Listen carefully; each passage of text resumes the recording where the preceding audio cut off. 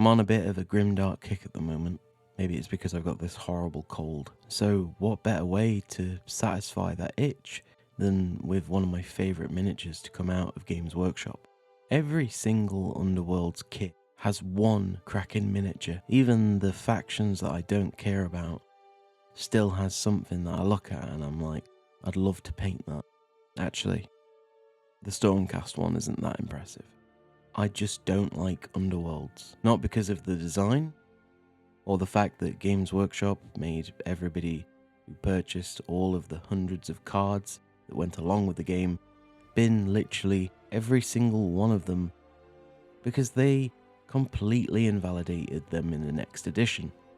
I remember there was a guy in the office who was taking every single card out of his card sleeves and throwing them all away. Which I think most people would just keep hold of so that they can play whatever version of the game that they want. But I get their reasoning for it. They ran a lot of Underworlds events and just had to keep up. But that's also not why I dislike Underworlds. I dislike Underworlds because I had to do battle reports on Underworlds. These were battle reports where cards forgot to be flipped, miniatures forgot to be moved. We had to digitally change everything, and then the next battle report came round for Underworlds, and I don't remember the problems with the second one. It just was not a fun experience. It seems like a pretty cool game, not personally for me, but I can see the appeal. Although, it's pretty much dead now, and it's funny because to say how much I don't really care for the game, I have a set of every single warband. Well, I did have, I've sold a few. The creativity of their sculptors is second to none. And this guy is the leader that I'm painting up today, from the Blackpowder Buccaneers warband. It also comes with a bird and a monkey, but I'm saving them for another time. After my last video in which I restricted myself to only using 4 paints and making my own washes, I now feel more confident in understanding the potential outcome of how I apply and mix the paints. I can't say that I'm completely comfortable with it all. I still feel like the doubt about whether I'm making the right decision with a particular paint or even the style of painting that I'm using. And that brings me on to the method that I've used for this miniature, stippling. Stippling is one that I've heard quite a lot, but it's not typically something that seems to be told to beginners. And yet I feel like it's a much more controlled way of being able to understand the way that paint blends. Stippling is something that should definitely be taught to beginners. So if you don't know, stippling is basically the same as what a tattoo machine does. It's just lots of little dots with a really sharp brush. It's a lot like pixels on an electronic screen. The closer you get, the more dots you'll see. But the further away you are, the amalgamation of all these little dots forms an image.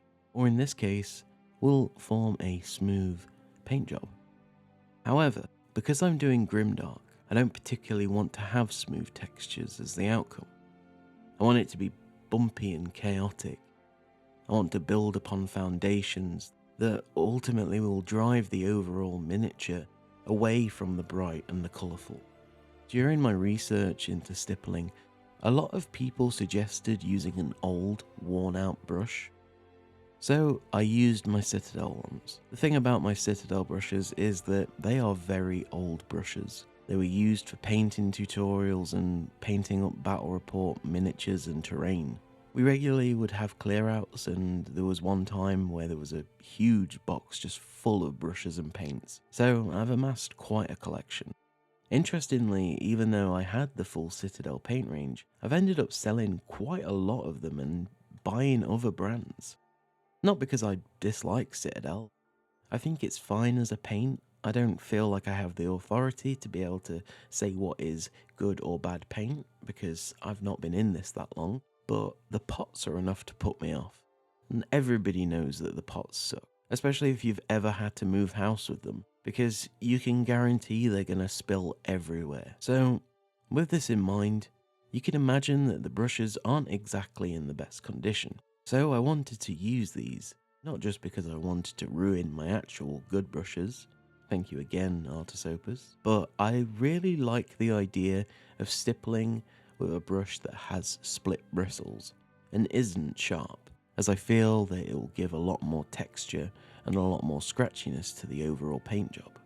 The vast majority of this miniature is just leather, and I wanted to go for two different types of leather. I wanted the coat to be worn and drudgy, as if it had been buried in the sand for a good couple of years and recently unearthed. And for the harness that was holding the chest, I saw this more as something that would have been stolen, rather than a chest that this dude just carries. In my own headcanon, I've always seen this dude as an executioner. The massive curved sword really does not help that at all. Ultimately though, I just feel like this dude is too pristine for a pirate, let alone a pirate ogre. So I wanted to do some pretty extensive damage on that sword. So before spraying with black primer, I got my scalpel and chipped away at the blade's surface until I'd almost covered all of it. Did worry that maybe I'd gone too far, but overall the outcome I'm incredibly happy with. But let's talk about something I'm not happy with. It's the giant gaps. Now, I get it, we should gap fill, but I didn't. And by not doing it, I am really cutting off my nose to spite my face, because it looks ugly, it doesn't look right, and it breaks the overall immersion and no doubt overall quality of the miniature. Now, forgive my ignorance, but should the consumer have to be the ones that have to deal with the manufacturing problems? Should the consumer be the ones that have to fix this themselves? Of course, I don't know that much about producing miniatures. As I said, I'm being very ignorant in this. But you would at least think that a £7 billion company would be able to invest more into resolving the issues of gaps like this. Maybe there isn't a way to stop it, other than doing full printed bodies, and I doubt anybody wants that. However, we could potentially get that from Games Workshop. Let's be honest, IP protection completely outweighs any community outcry for Games Workshop. Never be shocked by the things that they do. People used to laugh at the idea of them doing pre-painted terrain, and yet here we are. I sincerely believe that these leathers might actually be my best paintwork yet. I'm getting a lot of enjoyment out of doing leathers and painting with browns in general. I took a really big risk in this paint job though. I've been wanting to find an opportunity to use Bone Ochre from Villainy Inks, which, by the way, I should probably say, I now have an affiliate code for Grimdark Compendium. So, if you want to support the channel and go and learn how to make some right horrible miniatures, check the link in the description. Oh, and Patreon. I really need to start pushing Patreon more. This is currently my full-time job. The job market sucks. People don't have money, and due to health complications, I can't even just go back into normal factory work. Which, yeah, I'm not trying to put out a sob story here. I'm just trying to justify why I'm even speaking about Patreon. Feels a bit ridiculous, but if you want to, that option is there, and I appreciate it. Thank you. I'll be adding unabridged videos on there, completely uncut, full painting videos with just some ambient music. You don't have to listen to me waffle on, which I think a lot of people would pay good money to shut me up, and I don't blame them. So back to talking about this Bone Ochre. I don't have any white spirits, or whatever other chemicals work to remove bits of this, but I don't mind.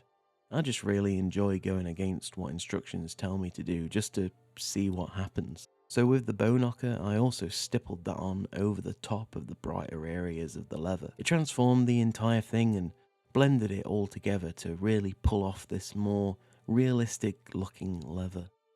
Ultimately, I'm not even sure if this looks that good. This is kind of the curse of not just painting your own miniature, but also then having to look at it through all of this footage for hours on end. It makes you forget what bits are good and what are bad. Peer review feedback has been quite a big lifeline for me.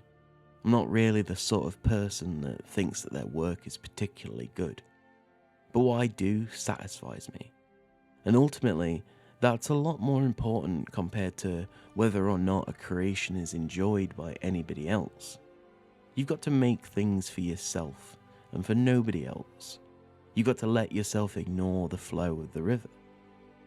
I've said before in my Slayer Sword Syndrome video, which I think is a great title, to people it did reach, it supposedly helped. And that was the whole point of it. And the TLDR of it is that we live in a society that demands perfectionism. And perfectionism, rightly so a lot of the time, is vastly more appreciated. But does that mean that you yourself have to downplay your own satisfaction with what you've created? Should you just not like your own creation because someone did it better? Hell no, that's whack as fuck.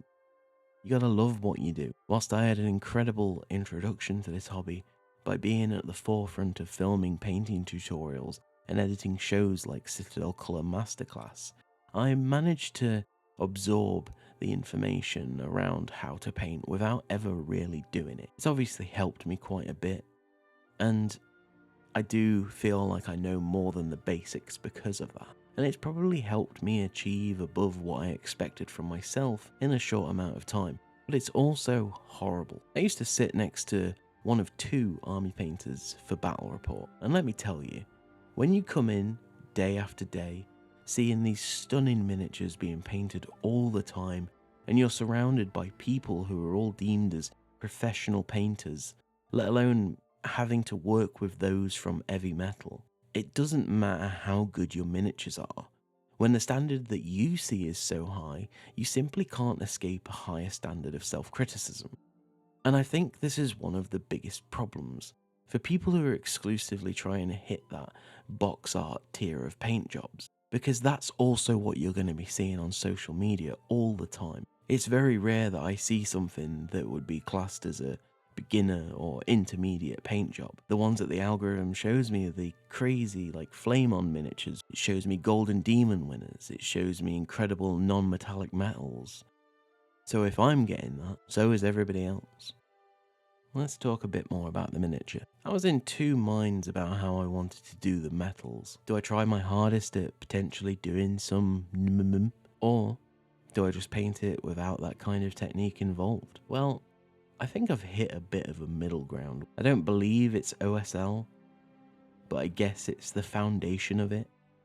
I stippled right in the middle of the gut plate, for example, which was a way to add a contrast of light, the middle being the brightest and the rest getting darker as it expands outwards. After a couple of passes of silver on the metals, this is when I cracked out my old favourite, Dirty Down's rust. I've been photographing and examining rust quite a lot recently. My building is very old, and we have some parts that have these really nice gradients of rust, and that's what I wanted to achieve in the metals here. I did also have a reference image up of a rusted piece of knight's armour. I wanted to see how it affects armour in real life. Does it bunch up? Does it have layers of light? Is there crumbling, oxidization? Well, yeah, kinda. But this rust, looking at it here, is so bright. And at this point, I was worried that I wouldn't be able to bring it back down. But those worries were subsided pretty quickly as I slapped on some more rust. The dark orange outcome is exactly what I was looking for from this. There is such a sense of satisfaction when your idea begins to properly come together in front of your eyes. And I've not really used any other Dirty Down product. The lovely people at Dirty Down did send me some other little paints, and that included another bottle of rust, verdigris, yellow rust, and the one I wanted to try more than anything, moss. A miniature with that on it will be coming soon. I need to use it so bad. But I wanted to give the ogre a true seafaring rust, so I cracked out the verdigris. This is another Dirty Down product that I've always wanted to use. It's similar to Nihilite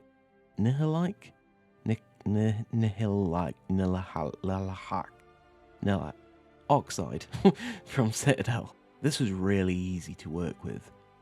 I watered it down a wee bit, and for this I actually wanted to make sure that I had enough of a point on my brush to really push it into the edges to start with. After I'd covered it with all the little bits I needed to, I changed to a frayed brush and just sort of stippled it over the rest of the armour. There are definitely points I'm not that happy with. The paint itself looks amazing, but I think it's the placement. I wanted it to be a more thoughtless process. I didn't want to plan where my brush landed, I just wanted to get it onto the miniature. We never questioned the splodges and the dots in natural rust, and we never questioned the chaos of nature. Overall, at this pre-wash stage, I'm really happy with it in its current state. Before we wash, we of course have to do the skin. I wanted him to look like he'd been dead for quite some time, so I stippled pallid witch flesh over the hands and head, hitting it with a bit more bone ochre, which was followed by a wash of Stegodon scale green that I lifted by using a beauty blender, and then added a little bit of really watered down familiar pink from the army painter. The shadows left in the face gave it an incredibly intimidating look. It's like the dude is made of rock and stone to the bone. With the corpse pale skin locked in, all that's left to do is drown him in the final dark wash.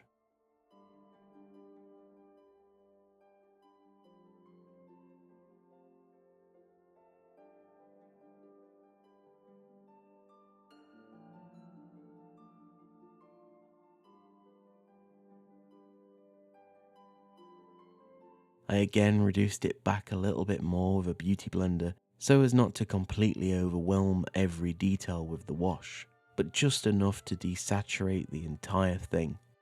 I sincerely enjoy doing single miniatures like this. It just entirely encapsulates what I love about the hobby. Getting to take ownership over a paint job as well is incredibly satisfying, especially when the outcome is this.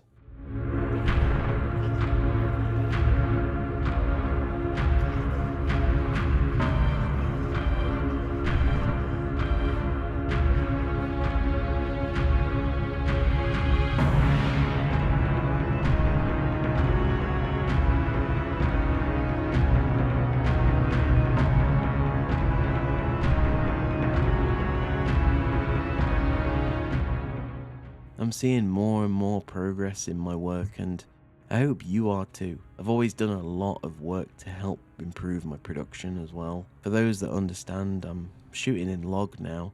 The colours that I'm getting out of my camera now are pretty stunning. I'm sure YouTube compression will absolutely destroy it, but at least I know it looks alright. I do also just use my phone to record these.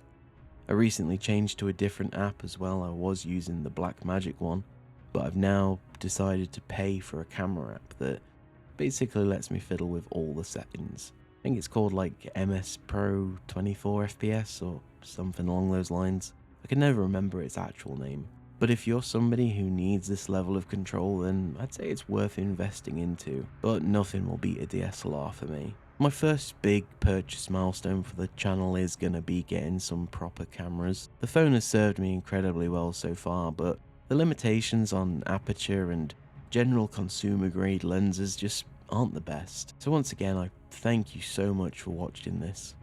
And if you want to support the channel, remember there's a link in the description for Grimdark Compendium, where you'll also get 10% off your orders using the code MUGLURK. And my Patreon will be there too. The long versions of these paint jobs will be online as soon as I can. As always, I hope you're having a lovely day. And if you aren't feeling very creative at the moment, just try. Just put your pen to paper, just start sculpting, start painting, and see what happens. Maybe it'll kickstart you. And you never know what you're going to be able to create in these moments.